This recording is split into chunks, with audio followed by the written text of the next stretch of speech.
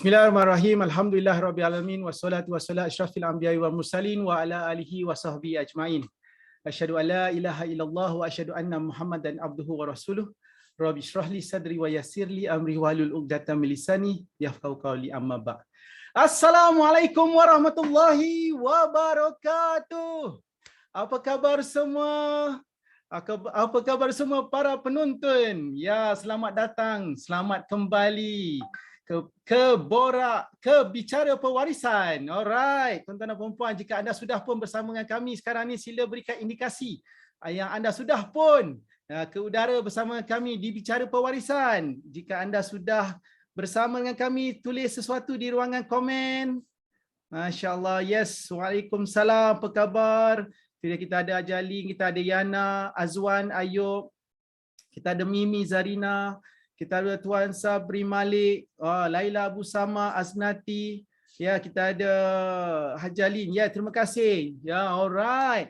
Sila share tuan-tuan dan puan-puan, sila share sesi kita hari ini di Bicara Pewarisan. Tag kawan-kawan kita jika anda excited dengan siri malam ini, sila tekan button like dan button love banyak-banyak. Jom.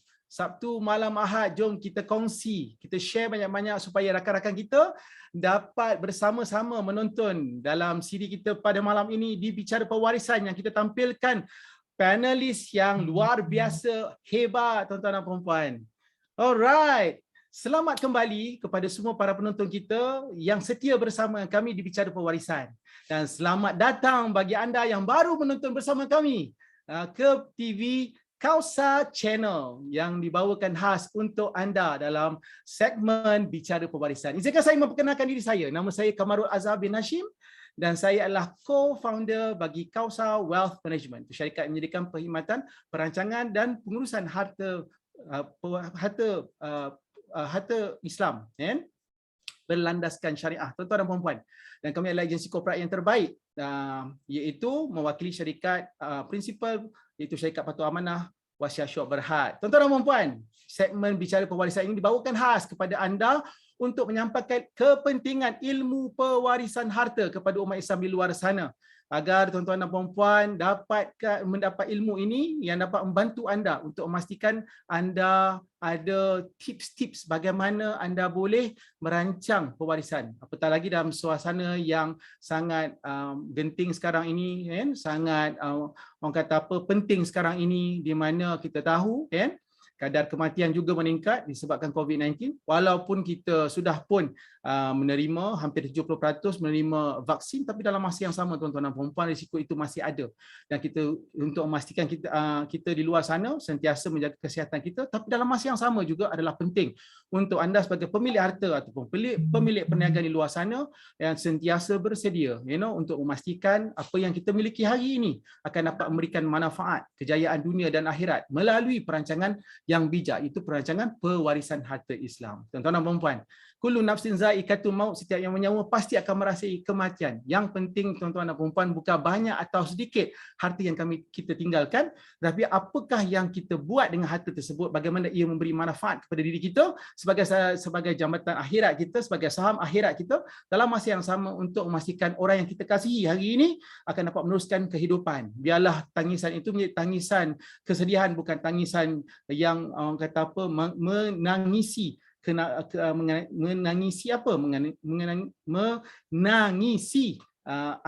akan pemilik harta yang tidak merancang dan menyebabkan kesukaran bagi diri mereka. Hartanah yang tinggalkan mungkin sejuk dan kaku, tuan-tuan dan puan-puan. So, hari ini tuan-tuan dan puan-puan, kita bawakan satu panel yang istimewa. Tapi sebelum itu, kita reflect sikit apa yang berlaku pada minggu-minggu yang sebelum ini. Seperti kita sedia maklum, minggu sebelum ini kita bawakan tetamu yang istimewa juga.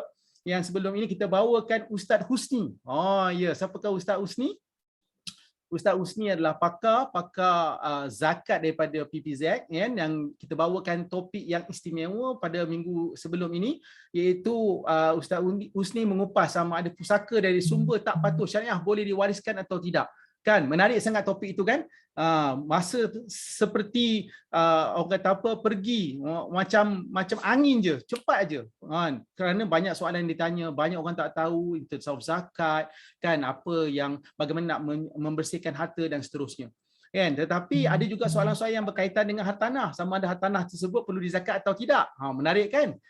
So itu yang apa nama Ustaz Usni juga mengupas, kalau hartanah tu digunakan untuk diri sendiri tak adalah apa nama perlu dizakatkan, tapi kalau ia memberikan hasil sewaan dan apa nama pendapatan, maka ia perlulah juga dizakatkan, tuan-tuan dan puan-puan. So membawa kepada topik hari ini, tuan-tuan dan puan-puan, iaitu ada berkaitan dengan hartanah. Kerana last week pun ada cerita pasal hartanah, minggu ni pun kita nak kupas dan kita nak expand lagi tentang hartanah. Yang membawakan topik yang sangat menarik pada minggu ini iaitu kumpul hartanah sejuk beku. Apa tu? Kumpul hartanah sejuk beku. Banyak yang nak kupas tu. Kumpul hartanah. Hartanah. Apa cerita pasal hartanah ni? Bagaimana pula dia boleh sejuk beku pula? Kan? Dalam sejuk beku, apa kena-mengena dengan waris yang pening tak berlagu? Itu title topik kita pada malam ini di Bicara Pewarisan. Tuan-tuan dan puan-puan, cepat tag kawan-kawan anda, cepat tag sanak saudara, jom kita tonton sama-sama malam ini mengupas topik ini tentang hartanah dan pewarisan, tentang sejuk beku dan juga waris pening tak berlagu.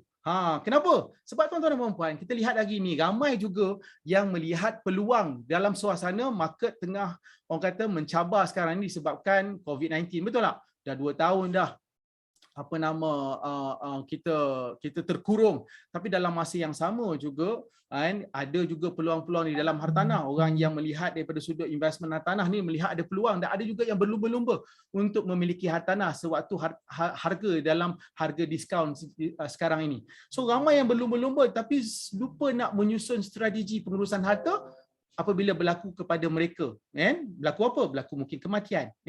So di sinilah kita bawakan satu personality hartanah yang sangat popular, sangat menarik, sangat awesome. Beliau adalah tak lain tak bukan Tuan Ahyat Ishak. Siapakah beliau? Beliau adalah pengasas komuniti pejuang hartanah yang akan mengupas topik ini bersama-sama dengan saya. Jom kita tak sabar nak jumpa kita punya panelis pada malam ini. Kita jemput Tuan Ahyat Ishak untuk muncul di kaca TV anda. Ya, itu dia. Assalamualaikum warahmatullahi wabarakatuh. Apa khabar Tuan Ahyat Ishak?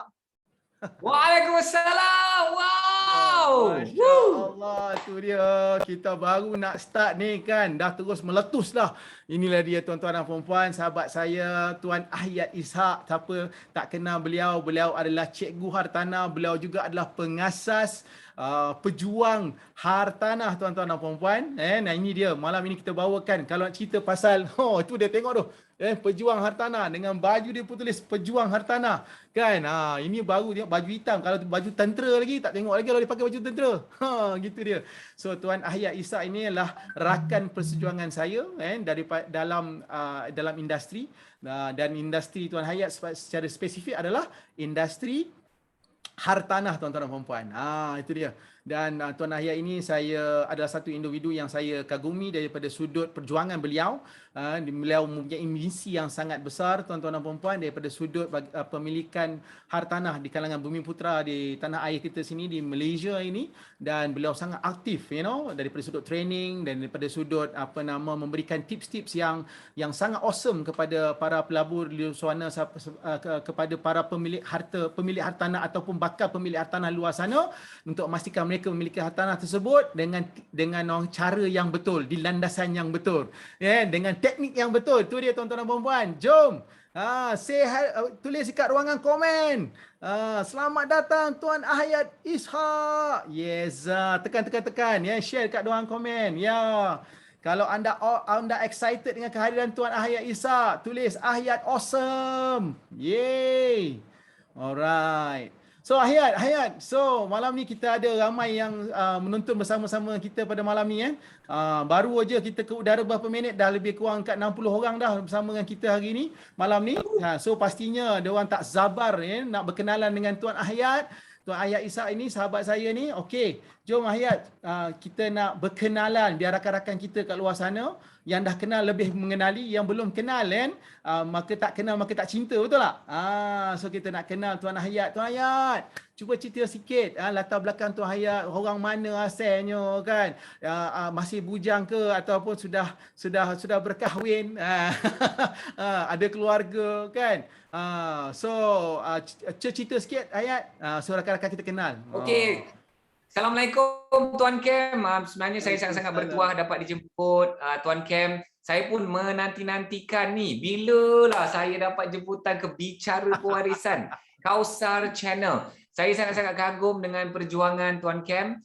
Tuan Kem kata saya sangat aktif. Saya tengok Tuan Kem dan tim dan Kausaria ni, ya Allah, lagilah meriah dengan aktiviti-aktiviti nak menyampaikan ilmu. So saya sangat kagum. Korang ni sangat-sangat bertuah dapat seorang insan bernama Tuan Kem dan tim yang nak menyampaikan dakwah ilmu pewarisan. Okey, so Assalamualaikum, nama saya Ahiyat Ishak.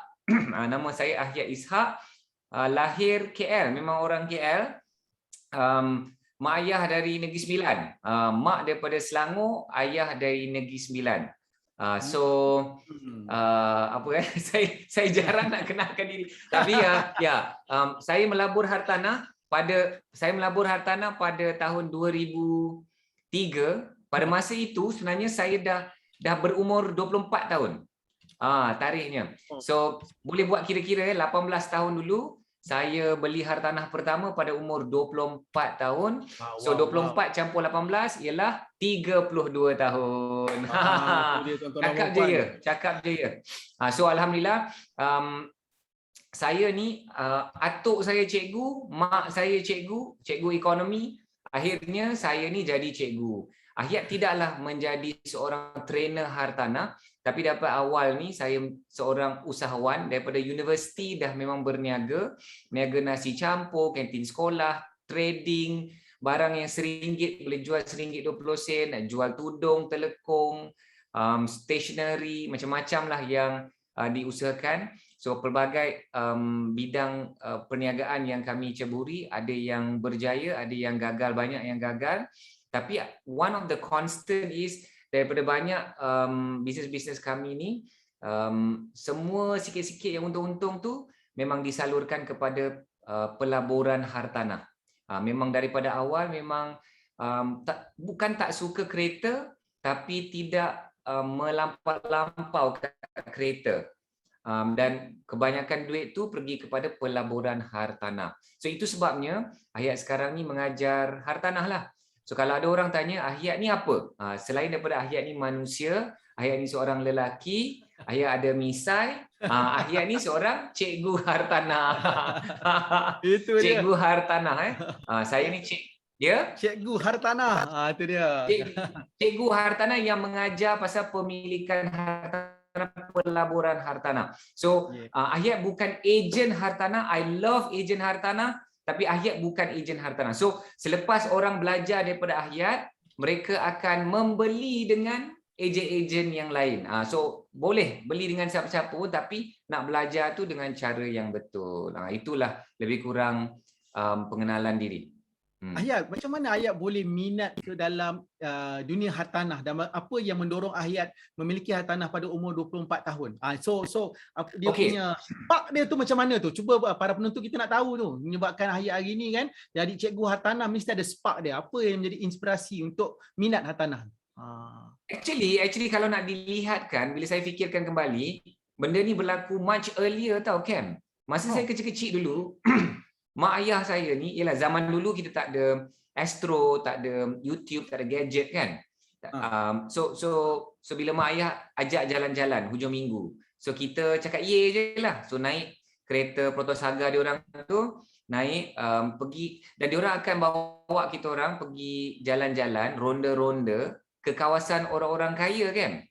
So contohnya bawa ke, I still remember Bukit Damansara, Bangsa, so rumah-rumah orang-orang kaya. Dan dalam kereta, ayah saya akan excited, mak pun akan cerita pasal, wow, dia akan ada 2 ayat.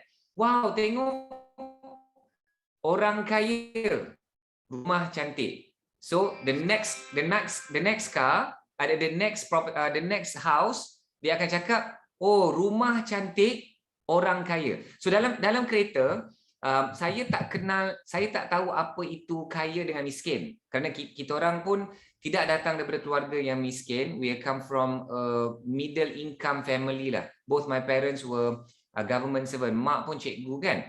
So kita tak adalah rasa miskin. Tapi bila saya ingat lagi momen tu, Cam, ayah bawa dekat satu rumah ni, saya ingat lagi pagar dia warna grey. Dan saya tengok pagar dia dengan dia punya design, dengan dia punya besarnya, saya lihat, wow, pagar rumah orang ni pun lagi besar daripada rumah kita orang. So I guess when I was small, mak ayah ni dia memberikan impact. Wow, hartanah. There's something about hartanah. Orang kaya, hartanah. So I wanted to be rich. I wanted to have a house like that. Dan tak pernah sekali mak ayah saya sebut tentang kereta dalam rumah. So dia tak pernah cakap, wow, tengok tu, kereta Ferrari warna merah ke apa. Maknanya langsung tidak memberikan, dia tak tanam benih-benih minat kepada kereta, tapi dia just about property and property. Okay, and nak jadi cerita lagi, fast forward maybe another maybe 10 years, 12 years, 13 years later, kita orang berniaga kan, Cam? Kita orang berniaga. Yeah, yes. And pada awal tahun 2000, perniagaan tu dah makin elok lah, dah makin stabil.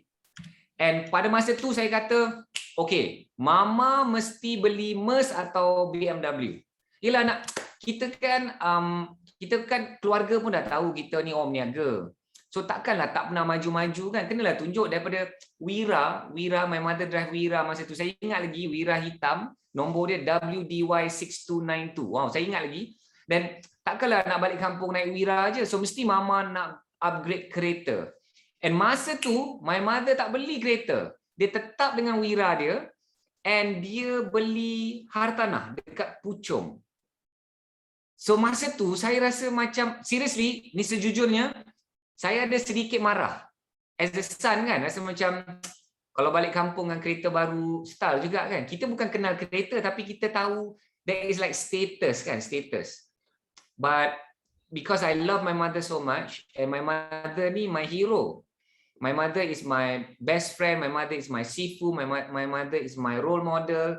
So I know she's not stupid. There must be something about property. So mulai hari itu, seriously hari itu, then it opened my mind. Wow, there must be something about property. So memang Allah dah takdirkan saya datang daripada keluarga yang biasa, tapi bila melihat orang-orang di sekeliling, so itulah jadinya ceritanya. Saya suka hartanah tu mungkin lebih daripada kereta at least.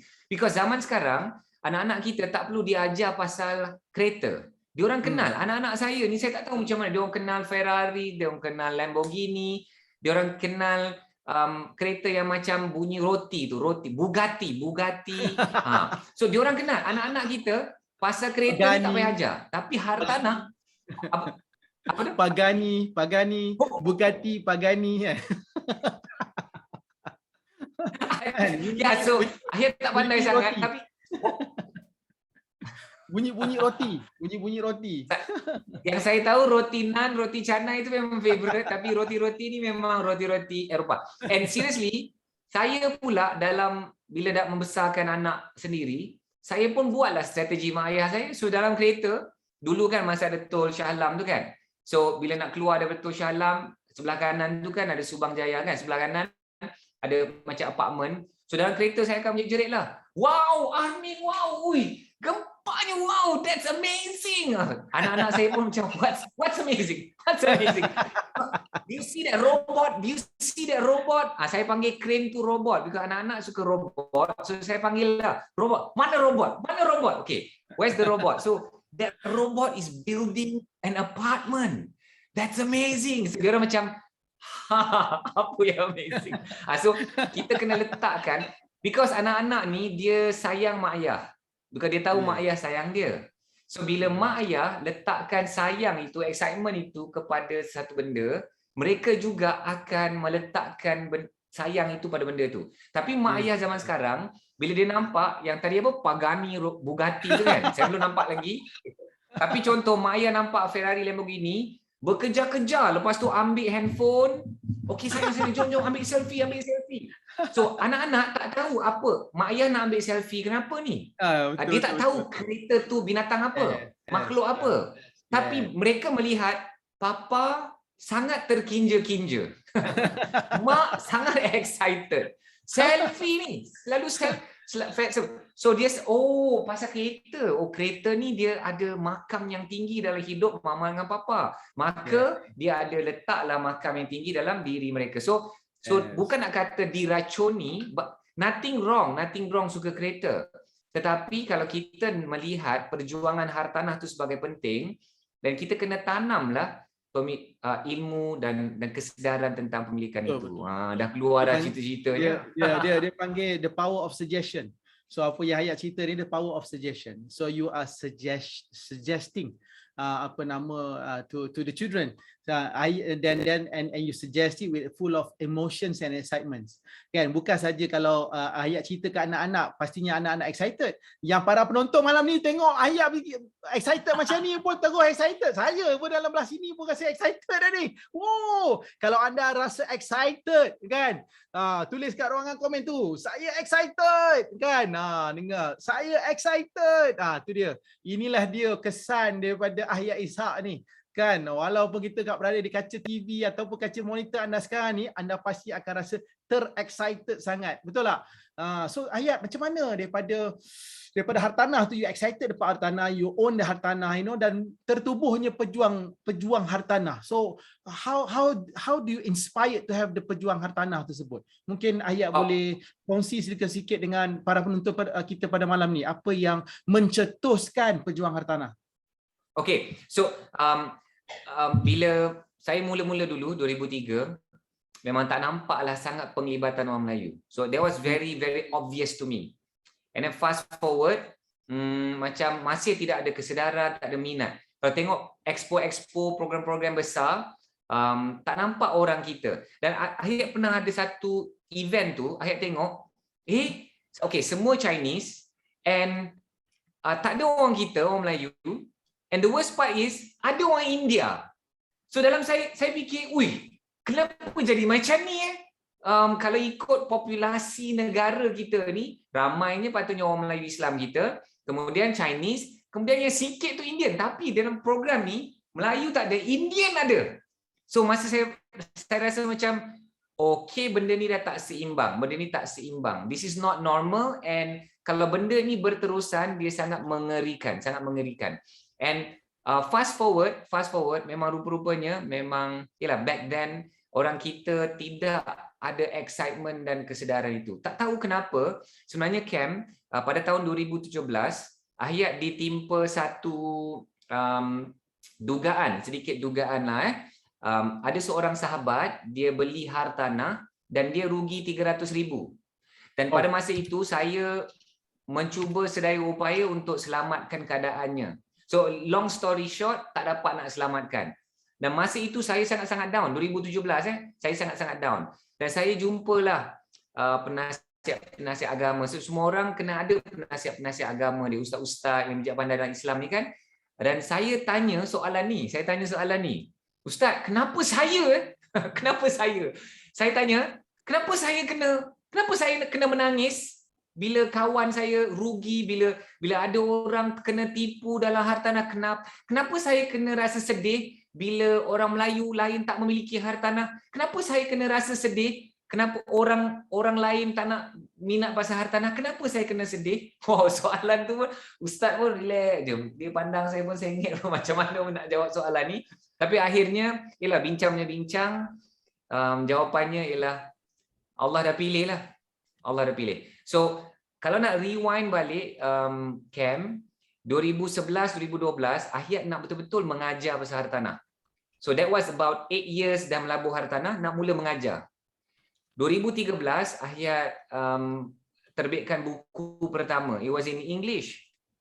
And tahun itu juga, Hayat buat keputusan nak fokus kepada orang Melayu Islam dalam dunia hartanah. So that's the story. And And kalau nak jadi cerita lagi, because wow, ini camp dia mengimbau kenangan lama ni, banyak cerita ni. Dan Allah okay, Allah lorongkan Ahyat ni sangat cepat dalam dunia Chinese investors. So mula-mula dulu Ahyat memang banyak aktiviti dengan the Chinese investor groups. Ada kat KL ni banyaklah investor group masa itu kan. Dan Ahyat pun cepat naik. Nak cakap cepat ni because mentor-mentor ni, sifu-sifu ni, diorang kutip Ahyat. The word is kutip because masa tu tak ada orang kenal, tapi diorang nampak Ahyat selalu datang event, selalu duduk kat depan. Memang Ahyat row depan sebelah kanan, confirm row depan sebelah kanan, atau bergantung ke mana slide ada kat mana, saya memang nak duduk depan slide because saya ada nak ambil nota ni. Saya ingat lagi Cam, masa saya nak ambil nota tu, saya pernah pen tu habis ink. Punya kelang kabut habis ink. Saya minta orang sebelah ada pen ekstra, saya sambung lagi. So sambung lagi. Dan saya akan hadir paling awal. Bayangkan kalau tu dewan tu kosong, saya hadir dulu. Bayangkan dewan tu kosong, saya duduk dulu.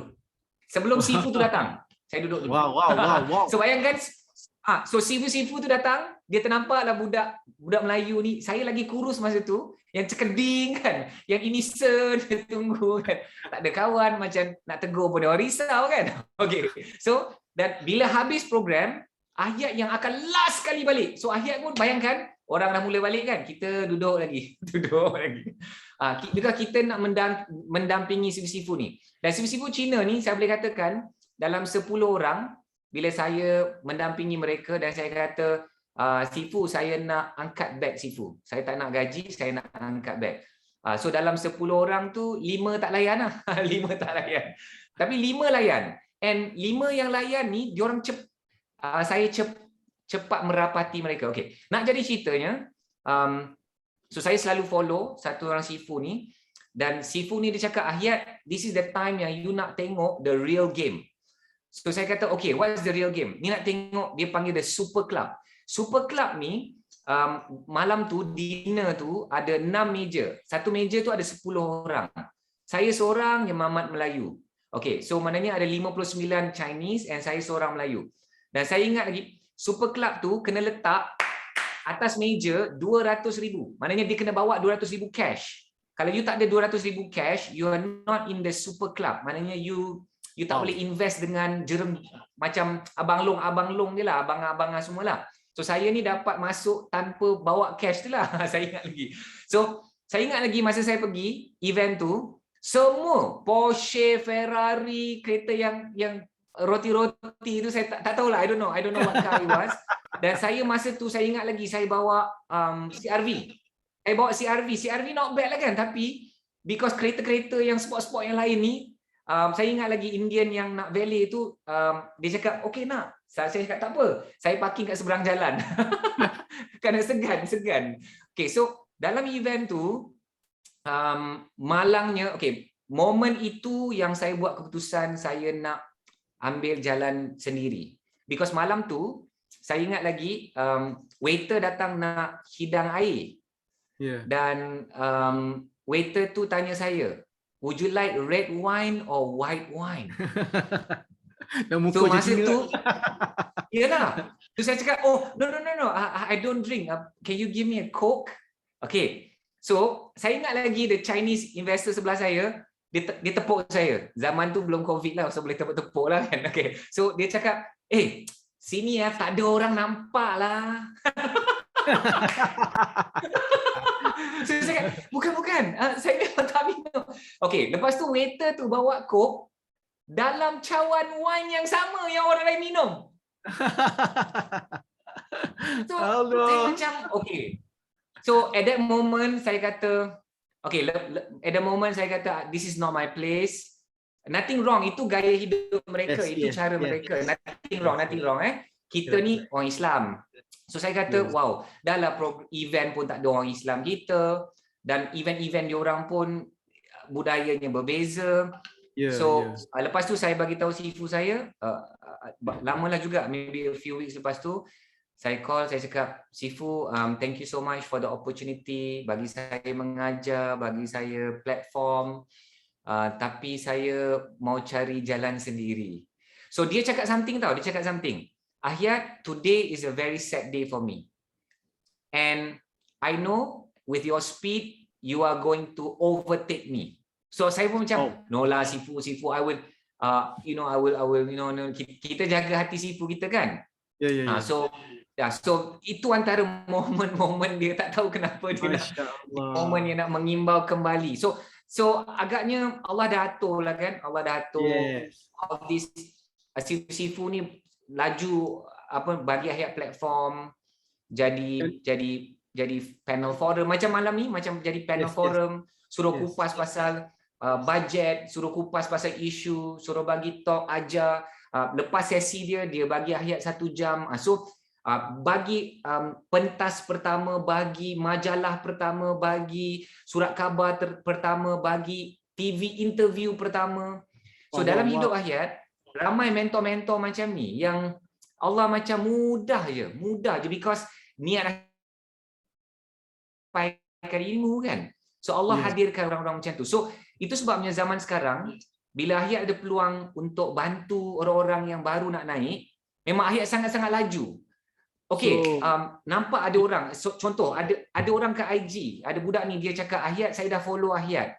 Ahyat saya nak buat pejuang hartanah tapi untuk orang-orang muda. Saya terasa dia cakap aku ni tua ke? Okey, tak apalah. So saya nampak, wow. Inilah aku dulu. Inilah aku 18 tahun dulu. So I said, okay, give me your number, I'm going to WhatsApp you right now. So Ahyat pun nak mengenali dia, apa yang dia nak buat, and kalau boleh nak bagi dia peluang-peluang yang seperti mana Allah dah lorongkan insan-insan hebat sebelum itu. Macam tu lah. Kem suka sangat. Ya, nama semua yang menonton pada malam ni yang kita tengok kan, why Ahyat become what Ahyat today is because dia punya attitude dia kan. Maknanya bila dia nak belajar sesuatu, tengok bagaimana dia punya sikap dia untuk belajar tadi. Dia yang paling awal datang, dia yang paling last balik.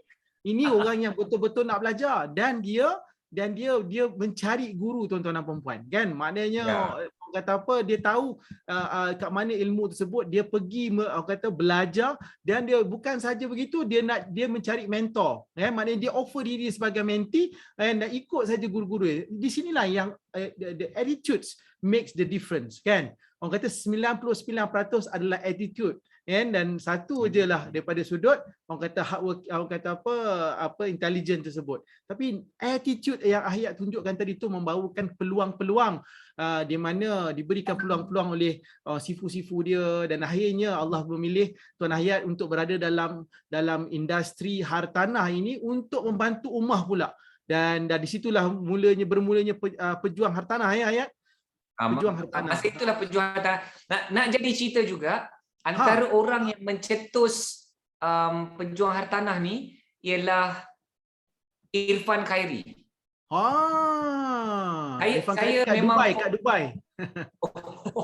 Saya peminat Irfan Khairi, saya follow apa program dia, saya akan pergi. Dan saya pergi yang sesi coaching, saya bayar semua tu. Dan saya ingat lagi dia cakap apa tau, Cam, dia cakap tak ada apa-apa yang unik dalam dunia ni. Dah tak ada benda yang baru. Semua orang dah asyik recycle je. Tapi dia ada rahsia. Dia cakap, so saya dengarlah apa rahsia ni. Ada satu kunci. Dia cakap, you gabungkan dua industri, dia akan jadi something unique. So saya suka yang tentera-tentera ni, dan saya suka hartanah. So gabung-gabung, nak jadi cerita, saya ada seorang sahabat nama dia Emma. So kami berbincang-bincang, Irfan Khairi ada bagi satu tips ni, apa nak gabungkan ni, Ahyat kan you suka ni. You patutnya jadi komander hartanah lah, komander hartanah. Dia cakap. Lepas tu saya cakap, tak komander, okey, tapi saya rasa pejuang hartanah. So petang tu lah beli terus URL, URL pejuanghartanah.com, beli terus, and setiap anniversary kena renew URL tu, itulah hari saya Allah ilhamkan pejuang hartanah. Itu cerita dia. Saya jarang cerita ni, tapi Ken tanya. Itulah since Ahyat kata itulah menjadi punca pejuang hartanah, kan ayat juga menjadi inspirasi untuk Cam juga buat pejuang pewarisan. Itu dia. Oh, Wow. So pejuang hartanah, pejuang pewarisan bergabung, meletus. Kan itu dia. Thank you Hayat, thank you Hayat. So Hayat, apa yang berlaku, apa yang Hayat buat dengan pejuang hartanah ni? Kan? What do you do, with pejuang hartanah? okay. Bagaimana you do training ke, you do coaching ke, Okay. what is it? So komuniti pejuang hartanah memperjuangkan pemilikan hartanah dalam kalangan orang Melayu dan Islam. So benda tu satu statement yang sangat besar sebenarnya. So macam mana kita nak memperjuangkan pemilikan hartanah ni? Bukan senang. Nak beli sebiji rumah untuk satu orang, ni nak membelikan rumah untuk semua orang ke tidak? Tapi kita menyampaikan ilmu. Betul Cam, Hayat ada training company nama dia Ilham Academy yang menjalankan semua program-program pejuang hartanah lah. So dalam program-program ini kita mengajar orang Melayu, orang Islam kita ni bagaimana nak membeli hartanah dengan bijak dan selamat. So dengan menyampaikan ilmu itu, kita mengharapkan orang Melayu Islam kita ni bila dia ada kesedaran, dia ada ilmu, dan kalau dia beramal dengan ilmu itu, insya-Allah dia akan dapat hasil yang betul, dapat meningkatkan pemilikan hartanah dalam kalangan orang lain. So Hayat pejuang hartanah ni ada banyak program. Okey. Program ni antara so program-program lah, dulu sebelum COVID ni ada banyak program offline, maknanya yang on-site dekat dewan-dewan kan. So kami lah penganjur program hartanah yang paling besar lah pada masa itu, tahun 2016, November 2016, bersama dengan sahabat Hayat MJ. So kami bergabung anjurkan the first mega program. Masa tu Cam, sebelum tu Hayat banyak buat program. Banyak program, 30 orang datang, 50 orang datang, paling ramai lah 300 orang. Wah, 300 orang tu pun dah rasa gempak gila. And then November 2016, Hayat dengan MJ kita bergabung, kita buat sama-sama satu mega program. Masa tu semua orang kata, alah Hayat, mana ada nak kumpul 1000 orang, mana ada orang Melayu nak bayar, because it's not free, nak bayar tiket, nak hadir belajar pasal hartanah. Mana ada, Hayat tak akan berjaya lah. So saya pula, lagi kau cakap tak, lagi aku nak buat. Siul. Dia cakap tak mana boleh. Tak pernah buat. Orang tak pernah buat Hayat. Kalau buat pasal motivasi, pasal bisnes, pasal marketing, itu biasa Hayat. Tapi hartanah, berat. And alhamdulillah kita berjaya dapat 1000 lebih orang lah pendaftaran masa itu. And masa itulah 2016. Tapi zaman sekarang because online, benda tu dah mula jadi biasa. So ramai CV kat luar sana yang dah biasa buat program sekarang ni 2,000, 5,000, 10,000 untuk hartanah. Dahsyat. So sekarang ni dia dah mula normal. So daripada usaha tadi tu membawakan kepada ramainya orang Islam, ramainya Bumiputera dan mula berminat dalam hartanah, betul tak? Dan adanya peningkatan daripada usaha Hayat tadi tu, daripada education tadi membawa kepada pemilikan hartanah. Wow, Hayat pun tak tahulah kan Cam, because sejujurnya data pemilikan hartanah dalam kalangan orang Melayu, orang Islam bukan satu data yang diterbitkan secara terbuka oleh pihak kerajaan. Betul. Dan Hayat itulah. Dan Hayat setiap kali mendapat jemputan untuk pelancaran laporan-laporan hartanah kan, tiap-tiap tahun. Setiap kali Hayat jumpa sahabat-sahabat dalam NAPIK, dalam JPPH kan, inilah jabatan yang mengukur dan merekodkan transaksi hartanah di Malaysia di bawah Kementerian Kementerian Kewangan. Mereka pun memang akan just jawab dengan sopan. Dia orang akan acknowledge, okay, terima kasih atas cadangan itu. Tapi setiap tahun tak pernah keluar data itu secara rasmi. So Cam, saya pun tak berapa jelas kenapa benda ni tak boleh dikeluarkan. Okay, ada dua kemungkinan. Kemungkinan pertama, kerana banyak sangat agensi kerajaan, usaha kerajaan, duit kerajaan yang nak fokus kepada pemilikan hartanah ini, and mungkin peratusan dia masih terlalu kecil. So dia akan ada backlash kepada pihak kerajaan. So itu mungkin kemungkinan pertama. Kemungkinan kedua, ada orang cakap, orang-orang dalam tu cakap, ada kemungkinan peratusan kita ni dah bagus. Maka dia tak naklah nak umumkan kerana nanti orang kata apa duk sibuk lagi ni pasal perjuangan-perjuangan lagi ni, orang Melayu dah banyak memiliki hartanah. Tapi daripada observation ayat, dia masih jauh lagi lah. Masih jauh lagi lah. Nak cakap residential property, nak cakap commercial atau industrial, lagilah teruk. Kalau commercial dengan industrial tu pun kita sangat-sangat jauh ketinggalan. Dan itu pemilikan. Bagaimana pula dalam industri? Macam ni nak sebut macam ni dalam industri hartanah, sehinggakan setiap paku dan skru pun bukan orang kita yang kuasai.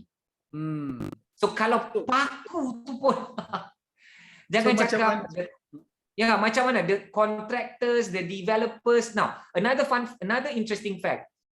Okay, tanah reserve Melayu hanya boleh dibeli oleh orang Melayu. Betul? Yang membangunkan tanah Melayu, tanah reserve Melayu, 80% ialah pemaju Chinese. Betul. Kan. Interesting. And akhirnya menjual kepada orang kita. So in the whole value chain, kita ni masih terlalu jauh. Very interesting So dengan statement tersebut ayat, kalau kita lihat kan, kebanyakan pemilikan hartanah, pemaju-pemaju, yang ada land bank, dan masa yang sama juga mereka adalah investor hartanah. Kita lihat, this is over generation tau. Maknanya atuk dah meninggal dia, dan kita tengok hartanah tu masih lagi pergi kepada anak dia, ayah dia pula. Lepas tu pergi kepada cucu dia pula dan seterusnya. Dan kita tengok kan, dia pemilikan itu semakin lama semakin banyak, semakin lama semakin kuat kan. So tetapi kita tak tengok situasi yang sama berlaku dalam dalam orang kata komuniti Melayu, komuniti Islam atau komuniti Bumiputera kan. So what's your observations daripada sudut seorang cikgu hartanah kan, dan mengajar tentang topik di sini daripada sudut kesedaran di kalangan pemilik hartanah, khususnya di kalangan orang Islam. Sebab hari ini kita tengok bangsa lain ataupun orang bukan orang Melayu, bukan orang Islam contohnya, makin lama makin banyak tanah, makin lama ekonomi kuat kerana walaupun generasi dah pemilik asal meninggal dunia, waris tetap memilikinya sehingga hari ini. Tapi kita tengok hari ini, bila sampai ke cerita pasal orang Islam, orang Melayu, isu bergaduh harta lah, especially ini kita cerita lebih lagi yang merujuk kepada hartanah lah. Tanah kena jual lah, tanah rumah tu tak diusahakan lah, tanah terbiar lah. Kan isu-isu hartanah. Dan kita tengok banyaknya statistik juga ada melibatkan kebanyakannya aset-aset berbentuk hartanah. So mungkin Ayat boleh komen sikit tentang daripada perspektif cikgu hartanah ni. Wow. Ayat beli 2 shop lot dekat Ceras. Developernya seorang lelaki Cina yang mewarisi tanah itu daripada atuknya. Wow. So if you talk about atuk, that means let's say every generation is 30 years, right? So 60 years ago, in 1960, so earlier 1950, atuknya beli sekeping tanah yang dia bina 15 shop lot. So saya beli 2 biji. So can you imagine dia orang mewarisinya, and imagine dia orang membina shop lot, lagi create lot of more wealth. Kisah yang famous dulu, ada satu tanah ni lebih kurang hampir 1000 ekar. 1000 ekar. Dibeli oleh pemaju yang bermula dengan huruf M tu, yang MS tu, okay. Dan dia I think 8 km south of Seremban. Dibeli pada harga berapa 300 ke 400 juta. So tanah itu bukan tanah yang mereka beli, tapi tanah atuk nenek mereka. So they become crazy wealthy because intergenerational wealth. Dan ilmu ni, IGW ni, saya belajar dengan siapa? Guru saya yang paling handsome, paling awesome. Itulah sebelah saya ni. Sebelah saya sini. Sini ke? Betul, sini. Saya belajar daripada Tuan Cam lah. Tuan Cam dia cerita pasal intergenerational wealth. Jangan dia nak tanya saya soalan ni. Saya nak tanya soalan ni dan saya nak minta dia cerita sikit untuk untuk sahabat-sahabat semua yang turut serta hari ini. Okey. So, apa yang saya lihat contohnya kat Pantai Timur. Mungkin atau kat mana-mana lah dekat kampung-kampung kita. Atuk nenek kita sebut hektar-hektar lagi. Mak ayah kita sebut ekar lah. Zaman kita dia dah sebut pecah lot. Dia dah ambil lot, ambil bahagian. So anak-anak kita, cucu kita, itu yang jadi sekangkang kera. And kita contohnya satu bidang tanah ni dimiliki oleh pelbagai ramai orang. Dan akhirnya kerana bergaduh, apa yang saya lihatlah Kemal, dia tidak ada satu kesatuan hati dan sepakat untuk mungkin nak bangunkan, nak usahakan tanah tu. Dia very rare. So bila bergaduh, cara paling mudah ialah jual. Dapat duit yang cair, yang dapatlah seorang sikit. So contohnya Cam, contohlah adik-beradik 3 orang, asyik bergaduh je pasal tanah. So datanglah seorang pemaju, dia cakap okey aku nak beli tanah ni, pembeli tanah. Okey dia jual lah 300,000. Dapatlah 100,000 seorang yang modal low cost kerana mewarisi daripada mak ayah, mewarisi daripada atuk nenek. And lepas 1 tahun, raya lagi 1 kali, tanah dah tak ada, duit 100,000 tu dah lenyap, ada mungkin kereta baru, mungkin ada lifestyle baru, and confirm ada hutang baru. And tetap bergaduh. Tetap bergaduh. So aduh, ini yang memeningkan dan kita rasa ia seperti sesuatu yang perlu diperjuangkan. Kita lihat bagaimana orang lain, kita sebut orang Islam kan, di mana adanya solusi pewarisan kan, adanya hukum pewarisan dalam Islam. Namun dia adalah golongan yang paling rugi sekali bila sebut tentang pewarisan. Tapi kita tengok agama lain, kita tengok bangsa lain. This is the facts. Bagaimana dia orang boleh work together, they can own the properties and grow the properties, and makin lama makin banyak.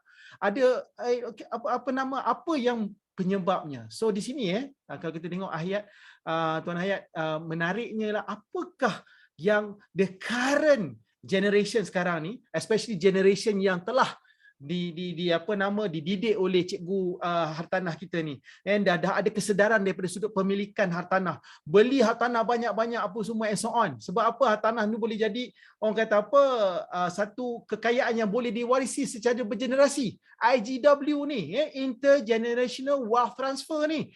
Tetapi apakah yang perlu mereka buat untuk memastikan dia punya vision tersebut dapat dilaksanakan, dapat orang kata menjadi satu reality daripada sudut pemilikan dan perancangan ni. Ayat. Cam dah bagi dah kunci dia. Kunci emas dia tu. Vision tu. Sebenarnya ramai orang kita ni dia tidak ada vision tu. Kerana kita lahir-lahir je Islam, kita tak pilih Islam. So kita bila kita membesar ni, kita nak kena mengenali Islam dan kita nak kena pilih Islam. Walaupun kita orang Islam ni, tapi kita nak kena pilih secara sedar. Because kita lahir-lahir Islam. So konsep pasal syurga neraka ni, dia macam by the way, inilah yang kau patut faham. Tapi ada di antara kita yang tidak betul-betul berjuang untuk itu. So everybody goes through their own journey. I go through my own journey as well. So kalau kita betul-betul sebagai seorang Islam ni, visi hidup kita, the end game tu ialah syurga. So syurga ni kita nak berjaya di dunia dan di akhirat kita dapat syurga kan. So bila kita tidak ada visi tu, so apa-apa yang kita buat dalam hidup kita ni dia tak jadi sungguh-sungguh. Jadi pendek. Dia short-sighted. Thank you. Betul, dia jadi short-sighted. Yes. And they don't see, and in fact this is the common mistake that I see in property investment or property ownership. Dia melihat pemilikan hartanah tu at that moment, nak memiliki tu, but they don't see the exit plan for the property. And kita orang Islam exit because contohnya in Islamic personal finance Islamic version, semua yang kita lakukan ini ialah untuk mendapatkan keredaan Allah, keberkatan Allah, supaya kita dapat mendekatkan diri dengan melakukan apa yang Allah suka dan elak apa yang Allah tak suka untuk mendapat syurga Allah kan. Everything about personal finance, the Islam version. But hartanah ni pun ada the Islam version. The Islam version is hartanah tu jangan even, in fact, jangan fikirkan exit plan nak menjual dalam 5 tahun, 10 tahun, or tak ramai pun berfikir tentang nak legasi kepada anak-anak. Itu pun a longer term exit plan. Yes, But what yes. about the afterlife? The Correct. afterlife tu pun sangat jarang orang fikir hartanah untuk jadi peralatan mereka yang akan bergulung-gulung menciptakan pahala yang mereka perlukan itu. So kat situlah maybe kelemahan dia, and that's where we should find the energy. Because pemilikan hartanah tu sangat susah kan, sangat dia bukan benda yang senang, dia bukan yang benda yang senang. So kalau kita faham benda tu, dan kita akan berjuang sungguh-sungguh. Itu yang menjadikan Ahyat seorang pejuang dalam hartanah, sebab dia punya vision tadi, dia nampak vision dia ialah daripada sudut bukan sahaja untuk meningkatkan ekonomi diri, tapi dalam masa yang sama meningkatkan ekonomi ummah. Yang itu dia disampaikan dalam bentuk ilmu tadi kepada masyarakat. Dia berkongsi ilmu dalam training-training dia supaya orang so dia sorry saya mencelah. Dia tapi bila kita bercerita hartanah dan kaitkan dengan pewarisan akhirat, berkaitan dengan Islamic values, dia mungkin boleh di misuse and abuse oleh orang-orang tertentu. And ada juga awal-awal dulu saya dengar lah, biasalah kan mesti ada biawak-biawak ni kan yang kata wow ini tonggang agama lah, tonggang orang Melayu lah, tonggang bangsa. So ada juga orang-orang yang mengambil kesempatan atas perjuangan ini. Tapi Ahyat yakin dan percaya siapa-siapa yang pernah follow Ahyat tu, dia orang akan nampaklah keikhlasan dan kejujuran dalam menyampaikan dakwah je, menyampaikan dakwah. But I see ilmu hartanah ni sebagai dakwah juga. Ilmu agama is dakwah yang sebenar lah, ilmu agama kita. Tapi ilmu ekonomi, ilmu hartanah, ilmu pelaburan, ilmu duit, ilmu kewangan, ilmu kira-kira, matematik, itu pun ilmu juga. Dan kalau kita baca kisah-kisah nabi-nabi kita yang terdahulu, kehebatan mereka tentang astrologi, kehebatan mereka tentang kemanusiaan, tentang ekonomi. So sebenarnya kita adalah penyambung warisan, and I love this bicara pewarisan. Kita lah ada penyambung warisan, bukan sahaja nenek moyang kita, tapi kepada warisan perjuangan rasul-rasul dan nabi-nabi terdahulu. Kem suka sangat tu sebab dia sebut penyambung warisan tadi tu, dan mempunyai visi yang jauh tadi tu adalah contoh yang terbaik adalah diri Ahyat sendirilah, sebab Ahyat sendiri pun dah merancang pewarisan perniagaan, pewarisan harta. Dan apakah orang kata apa visualization Ahyat apabila Ahyat telah membuat perancangan tersebut daripada sudut pewarisan, menyambung pewarisan tadi tu daripada sudut visionnya, daripada sudut keluarganya. Apakah harapan Ahyat apabila Ahyat mula merancang begitu? Wow. So tuan-tuan dan puan, untuk menjawab soalan ini, anda kena tulis Tuan Kem awesome, Tuan Kem handsome. Apa hal nak kan? Dan saya bagi amaran. Saya bagi amaran kat semua penonton-penonton hari ini. Jangan jumpa Tuan Kem kalau, macam mana bahasa dia? Jangan jumpa Tuan Kem kalau tak nak tidur anda terganggu. Betul ke bahasa tu Okey. Because lepas anda jumpa Tuan Kem, saya ingat lagi masa sebelum lockdown 2020, kami ada berjumpa dalam one of my office dekat KL, and Tuan Kem dia tunjukkan satu benda yang sangat mengerikan. And can you imagine the process tu pun belum ikat mati lagi kan, maknanya you show the process and it's still in progress. And Tuan Kem dia menunjukkan risiko apa nama dia, risiko pewarisan untuk one of my company. Sangat mengerikan. So I say in a good way, amaran tu in a good way lah And saya ingat lagi Tuan Cam, masa saya accident bulan Ogos tu, Yes. masa saya accident, wow, dah setahun dah dah pada sekarang, dah setahun dulu. Time flies, eh? Yeah, at that moment I remember, one of the person that I remember most is you, because saya rasa terkilan sangat, because banyak macam asset listing, susunan-susunan untuk saya tu, saya tak buat sampai ikat mati, for myself, for the company and for my family.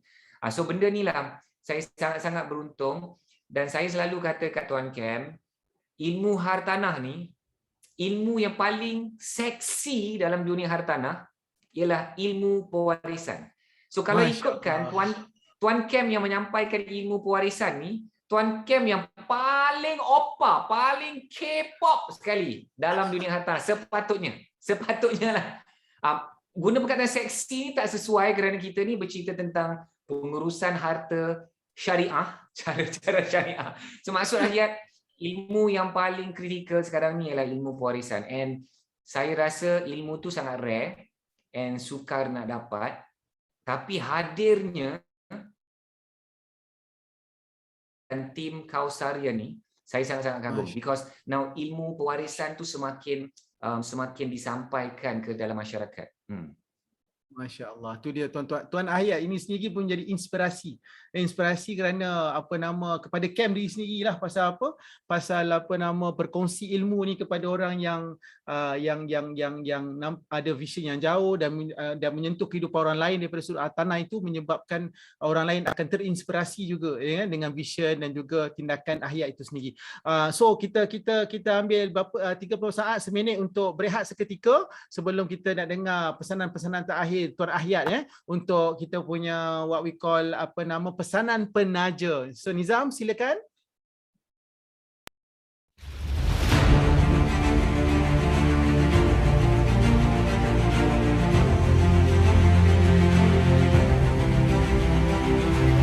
Kesedaran masyarakat Islam mengenai harta yang tidak dituntut dan beku ini semakin meningkat. Kausar Wealth Management Senin Berhad.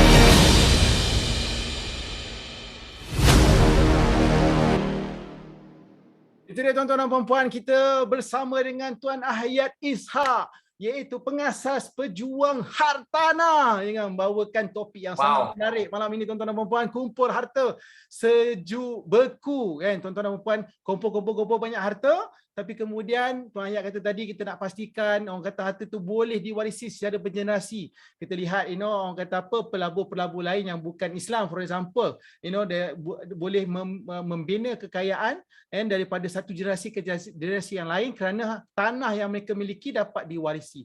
So Ahyat, daripada inspirasi Ahyat tadi tu untuk orang Islam, khususnya orang Melayu, memiliki hartanah bergenerasi lamanya, apakah pesanan Tuan Ahyat supaya waris tak pening? Sebab dah beli harta, dah beli hartanah, dah milikinya, tengah berkembang, tapi kita tahu kan tiba-tiba saja Allah boleh panggil kita kembali. Sekarang ni kita lihat daripada sudut senario sekarang COVID-19 ni, walaupun sekarang ni ramai pun telah divaksinasi, tapi kita lihat daripada data-data yang dikeluarkan, kebanyakan mereka juga adalah di kalangan breadwinner, lelaki kebanyakannya juga meninggal dunia, dan mereka juga adalah mereka yang memiliki hartanah, mereka juga yang memiliki hutang kepada hartanah tersebut, kan? mana tak warisnya pening. Sebab apa? Sebab ada kemungkinan putusnya pekerjaan, putusnya orang kata apa, sumber pendapatan, dan hartanah-hartanah yang dimiliki sebelum ini adakah mampu untuk mereka memilikinya, memilikinya, untuk memegangnya, untuk mewarisinya. So ayat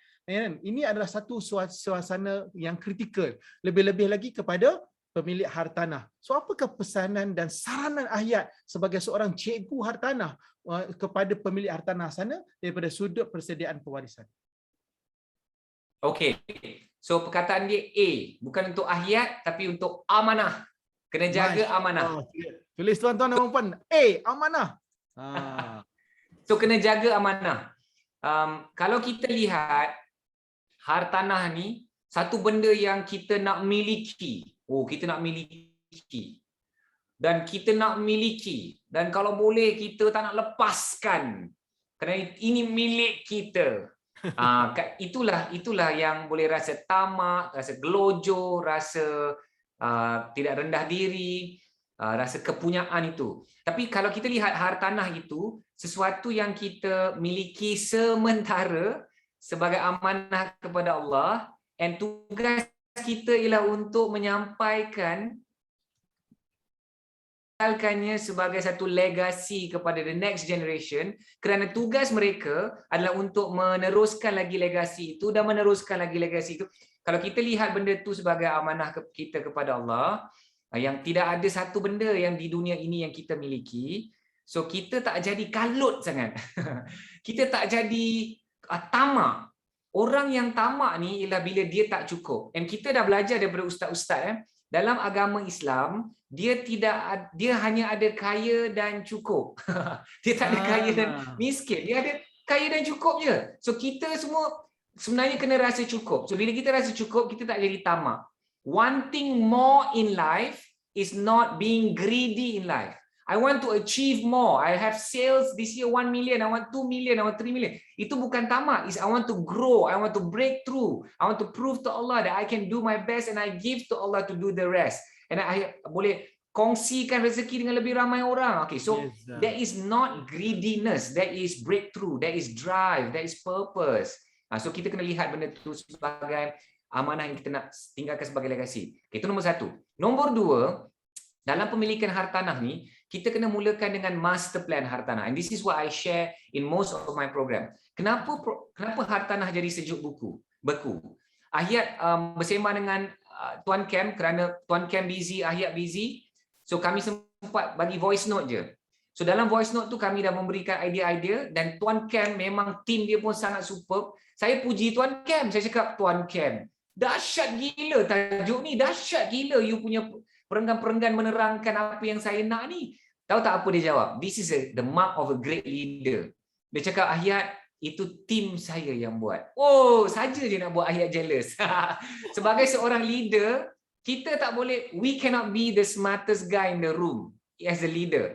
If you as a leader, you are the smartest guy in the room, that means your room is full of not so very smart people. So, Tuan Cam ni dia cakap, Ahyat, semua tim saya handle. Malam ni pun saya tengok, belakang tabir dengan AJK-nya, dengan susunnya, dengan flow-nya. You are such an amazing leader. Why I say that, Tuan Cam? Because you have such an amazing team. Okay, so bila kita cerita pasal sejuk beku ni, kita kumpul harta. Cam, saya nak bagi satu kenyataan yang sentap dan rentak. Boleh ke, Cam? Boleh. Silakan Tuan Ahyat. Sentap dan rentak. Silakan. Okey. So sahabat-sahabat semua minta maaf, Tuan Cam yang benarkan. So kalau nak marah Tuan Cam. Okey. So macam ni. Okey, orang Melayu Islam dekat Malaysia banding dengan contoh orang Cina. Taklah pandai sangat kumpul harta. Okey, is a general statement. Ada orang Melayu kita yang pandai lah, tapi secara majority, okay. Dan kita tak pandailah sangat mengumpul harta ni kan, bandingkan diorang. So harta yang sikit ni pun, yang kita dapat kumpul ni pun, tak pandai nak uruskan masa hidup. Tak pandai nak rancang, tak pandai nak agih. Ada kenapa kau ni? Yang sikit tu pun. Aduh. Belum lagi yang cerita yang 300 ekar tu. Yang 1000 ekar tu, yang 1000 unit rumah tu belum. Yang ni, yang motornya, yang ASB-nya, yang EPF-nya, yang shares-nya, yang duitnya, yang kain pelekat ni pun semua kena rancang. Saya pernah, saya ingat lagi. Saya jemput Tuan Kem, saya mengajar, atau saya cakap, inilah Tuan Kem, dia ajar kita untuk urus harta kita. Tuan Kem tegur saya, Encik Ahyat, cik, masa hidup kita tak urus, Encik, kita rancang masa hidup supaya harta itu terurus masa kita meninggal. So benda ni tuan-tuan dan puan, ialah kita kena, benda ni kena tuntut ilmu tu. Ilmu ni dia tak, ilmu pewarisan ni dia tak macam tengah tonton Netflix, K-drama, Money Heist, tiba-tiba ilmu pewarisan. Jadilah orang yang bertanggungjawab. Dia tak tiba-tiba jadi macam tu. Kita kena cari, kena offkan Netflix, kena pergi program, kena commit, dapat ilmu ni. So I guess in the master plan hartanah kena jadi macam Ahyat, pergi berguru, pergi belajar, pergi training, kan, duduk kat depan. Okay, so kenapa benda tu berlaku? Kerana kita rasa benda tu penting. So kita sebenarnya kena bagi tahu rakyat Malaysia, orang Islam kita, benda ni sangat-sangat penting.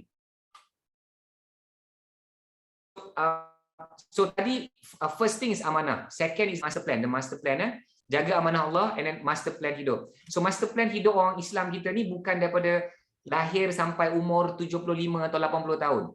Tapi kita dah master plan kita menjangkaui sehingga ke the afterlife. Okay, so that's number 2.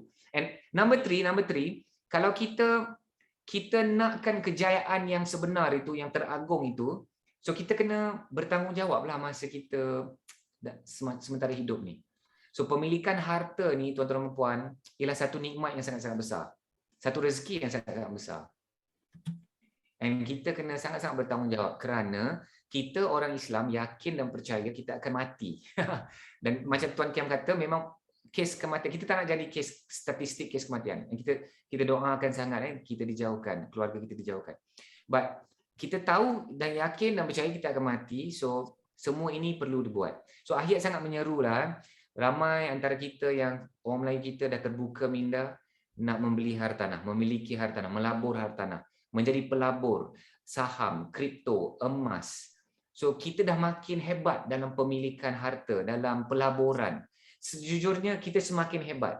Dan gelombang, dan saya setuju dengan sahabat-sahabat dalam ESQ, Pak Ari Ginanjar, Pak Fir, kan, diorang menceritakan kebangkitan tamadun Islam di akhir zaman, dan mereka, saya setuju dengan mereka, kebangkitan ini akan tercetus dari Nusantara. Betul. Because negara-negara Islam di Timur Tengah ni dah bergolak, dah dihancurkan. Bayangkan anak-anak tak pergi sekolah, nak membaca alif bata 1 2 3 pun mereka tidak ada kekuatan itu.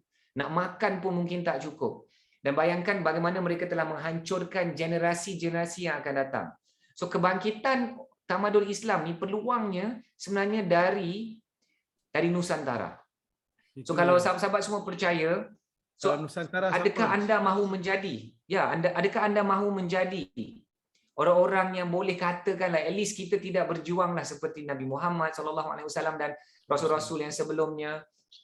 Kita ni mungkin adalah sebahagian kecil. And one of the ilmu is pewarisan. So saya bukan saja sebenarnya nak memberikan kesedaran kepada pemilik hartanah untuk uruskan pewarisan, tapi Ahyat nak memberikan sedikit kenyataan ini khusus kepada pejuang-pejuang pewarisan. Please don't give up. Because kami memang ngada-ngada. Kami ni, rakyat Malaysia ni memang ngada-ngada. Diorang benda yang penting ni, diorang ni zalim. Diorang tak meletakkan benda di tempatnya. Tak berlaku adil. So kalau mereka ni tahu pentingnya sangat pewarisan, berkejar-kejaran mencari da'i-da'i pewarisan ni. Berkejar-kejar hari-hari, setiap pagi je bangun. Mana Tuan Kem? Mana Tuan Kem? Aku nak cari Tuan Kem ni. Kalaulah betul-betul kita faham tugas kita di dunia ni yang bakal mati, kita kena susun, berkejar-kejaran kita cari Tuan Kem dan tim. Tapi bukan macam tu kan. Rakyat Malaysia ni dia letakkan prioriti kat benda lain. So sabarlah dengan kami please, sahabat-sahabat pejuang-pejuang pewarisan, sabarlah dengan kami. And seriously, ilmu pewarisan ni dia macam IQ kena tinggi sikit makam pemikiran. Kadang-kadang tak boleh brain lah Tuan Kem. Saya dengar Tuan Kem bercerita, saya kadang-kadang macam kagum je tengok Tuan Kem. Tuan Kem dia punya kungfu, apa dahsyat. And untuk rakyat Marhai ni, dia sukar nak menerima ilmu mati ni, bukanlah ilmu mati, ilmu akhir zaman ni kan. So please pejuang-pejuang pewarisan dalam Kausarian dengan yang dipimpin oleh Tuan Kem, teruskan berjuang teguh bersama. And it's such an amazing profession kan. Ya, so tanya kepada you all. Tanya. Saya sangat teruja tuan-tuan dan puan-puan, kan. Kenapa kita jemput Tuan Ahyat hari ini? Sebab Tuan Ahyat bukan sahaja menjadi seorang pejuang hartanah yang memperjuangkan agar orang Islam hari ini menjadi pemilik hartanah yang boleh kukuh daripada sudut pemilikan tersebut, malah boleh diwarisi secara generasi. Malah dalam training Tuan Ahyat sendiri, Tuan Ahyat ada menyediakan slot untuk belai hartanah. Cuba cerita sikit Tuan Ahyat. Apa tu slot apa tu? So saya dah bina satu model, iaitu 3B. Masa tu 3B baru. Bina profil pelaburan. Nak membeli hartanah ni kita kena ada profil. Lepas tu dah bina profil, kita dapat beli hartanah yang betul. Jangan beli hartanah yang sampah, hartanah yang tak bagus. Okey, tu beli. Lepas tu dah beli, ingat saya dah pandai dah. Kena ada bela. Kita kena bela hartanah yang kita beli ni. Contohnya, bila kita ada duit, kita tak ada duit. Bila kita sihat, kita sakit. Bila kita hidup atau kita mati, kan kena bela kan? So ada macam-macam lah, kita kena belajar pasal perlindungan takaful dan sebagainya. Okay, so bela. Ingat dah pandai dah. Lepas tu, Tuan Kem, I remember I was in Puchong, or we were on a phone call ke, atau kita berjumpa masa tu. Tuan Kem cakap, Ayat, belum cukup. Kena ada B keempat. Saya pun rasa macam, bina, beli, bela. Apa lagi kau nak B4 lagi? 4B. Tiba-tiba saya terfikir macam 4 bini pula kan. Okey, kebetulan. So, Tuan Kem cakap, Ayat, kena belai Ayat. Oh, belai apa hal pula belai ni? Kita kena belai waris-waris kita. Setelah kita pergi, kita masih boleh menggunakan harta kita ni untuk membelai mereka. Mereka kesediaan mereka, down, mereka rasa terhilang, terputus cinta dengan kita dah pergi kan. So kita kena belai mereka dengan harta yang telah dirancang masa kita hidup, yang terurus dengan cantik. Wow, so kat situlah sekarang ni terkeluarnya formula 4B. 4B. Itu dia. Yang terakhir itu dari Tuan Kem. Yang terakhir belai, bukan 4 bini tapi beli, bina, beli, bela dan belai. Kan betul lah Ayat? Tuan Ayat.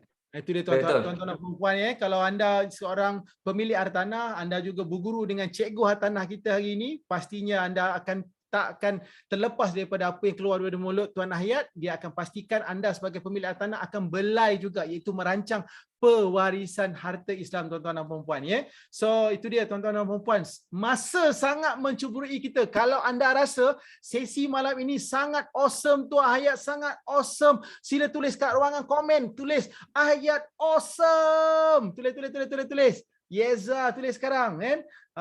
Best tak kita dapat tips-tips daripada cikgu hartanah kita ni. Itu dia tuan-tuan dan puan-puan Malam ini sangat bertuah kerana kita dengar sendiri daripada seorang pelabur hartanah, seorang cikgu hartanah dan seorang yang mempunyai jiwa perjuangan untuk membantu ummah kita daripada sudut pemilikan tanah, dan sekaligus juga beliau juga menjadi ambassador kepada pewarisan hartanah kerana beliau juga mengajar pemilik hartanah untuk memastikan perancangan itu ada. Hari ini tuan-tuan dan puan, Tuan Ahyat sendiri dan bersama dengan Cik Kem sendiri juga kita menggabungkan ilmu hartanah juga dengan ilmu pewarisan hartanah. Betul tak Ahyat? Kan? So semoga hari ini tuan-tuan dan puan kita mendapat manfaat. Alhamdulillah. Itu dia tuan-tuan dan puan, kita sudah sampai ke penghujung. Ya. Silakan. Just sebagai penutup, Ahyat just nak bagi tahu sahabat-sahabat semua, sekarang ialah masa yang sangat sesuai untuk beli rumah. So ia betul dengan krisis, dengan segala kecelaruan, ketidaktentuan, kekaburan, rasa macam keadaan sangat-sangat berisiko dan bahaya. Sebenarnya sekarang inilah masa yang paling bagus Baru-baru ni kita dengar satu circle kami ni, rumah 250,000 dia dapat beli pada 135,000, 46% bawah harga pasaran. Ramai yang membeli di bawah harga pemaju sekalipun. So kalau anda nak membeli rumah dan terasa macam tertanya, is it a good time to buy? It's definitely a good time if you are ready. Kalau anda bersedia dari segi ilmu, bersedia dari segi duit, bersedia dari segi jemaah penasihat. So semua ini bila kita rasa dah bersedia, is the best time to buy. Okay, pendapat Ahiyat macam ni. Kalau kita terlepas, maybe maximum another 4 quarters. 4 quarter ni kalau kita terlepas nak membeli rumah dengan bijak dan selamat, kita akan terlepas because selepas itu dia akan recover. Dan tuan-tuan dan puan, bila anda dah membeli hartanah, jangan terlalu cetek dan kecil sangat jiwa raga anda. So gabungkan sebagai satu kewajipan ilmu pewarisan. So ilmu pemilikan hartanah dia tak boleh wujud tanpa kita bercerita tentang pewarisan. So now you get excited about buying property, belajar sebelum beli. Okay, boleh tak siapa-siapa tulis dalam ruang chat #belajar sebelum beli. Ya, belajar sebelum beli. So macam mana nak belajar tu Ahiyat? Belajar tu follow je Ahiyat dulu dekat Facebook, dekat IG, dekat TikTok. And then insyaAllah Ahiyat ada program-program. Nanti insyaAllah bulan September, bulan Oktober pun nanti Ahiyat akan ada program-program. So boleh follow dulu dekat Facebook, IG, TikTok, semua yang lain-lain lah. Yang pun ada Telegram dan sebagainya pun ada ya. Dan belajar sebelum beli. Kerana apa Akem?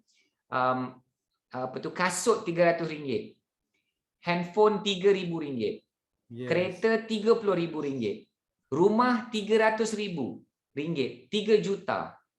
Kenapa kita jadi gelojoh dan kenapa kita zalimi diri sendiri tak meletakkan benda di tempatnya? So barang RM300, kita kena buat perangai RM300. Barang RM300,000, kita kena buat perangai nak membeli barang RM300,000. Exactly. So kenapa kita berat sangat nak faham bahawa kita nak beli rumah ni kena belajar dulu sebelum beli. And bila dah ada hartanah itu amanah Allah. So kita kena belajar tentang pewarisan. So itu saja yang saya nak share. So thank you so much. Belajar sebelum beli tuan-tuan dan puan-puan. Bijak membeli, bijak mewarisi. Itu dia tuan-tuan dan puan-puan. #bijak membeli, bijak mewarisi. Belajar sebelum beli dan bijak membeli, bijaklah mewarisi. Itu dia tuan-tuan dan puan-puan. Malam ni sangat pendek rasanya apabila Tuan Ahiyat bercakap, kan, rasa meletus-letus sesi ni, kan, dan ramai para penonton pada malam ini pastinya mendapat manfaat yang banyak daripada Tuan Ahiyat kita malam ini. Cikgu Hartanah, pastikan anda juga apply semua knowledge yang dikongsi tadi. Kongsi, share banyak-banyak, walaupun siri ini sudah pun habis pada malam ini, tetapi siri ini masih lagi ada dekat dalam apa nama Kausar Channel. Maka teruskan berkongsi agar ilmu-ilmu yang dikongsikan oleh panel kita malam ini akan terus dapat disebarkan untuk menjadi orang kata apa, saham akhirat beliau dan kita semua, insya-Allah. Itu dia. Apa yang baik itu daripada Allah Subhanahu Wa Taala, yang kurang itu kelemahan saya sendiri. Saya mengucapkan banyak terima kasih kepada panel kita pada malam ini dan banyak terima kasih kepada semua para penonton kita yang malam ini sangat aktif berkomen, sangat aktif berkongsi dan sangat aktif memberikan like semua. Semoga Allah sentiasa merahmati anda semua, insya-Allah. Itu dia daripada saya. Jaga diri dan tingkatkan potensi diri dan sentiasa memberi inspirasi. Itu saja daripada saya. Assalamualaikum warahmatullahi wabarakatuh. Bye semua. Thank you Ahiyat. Thank you. Assalamualaikum. Selamat berjuang. Selamat berjuang.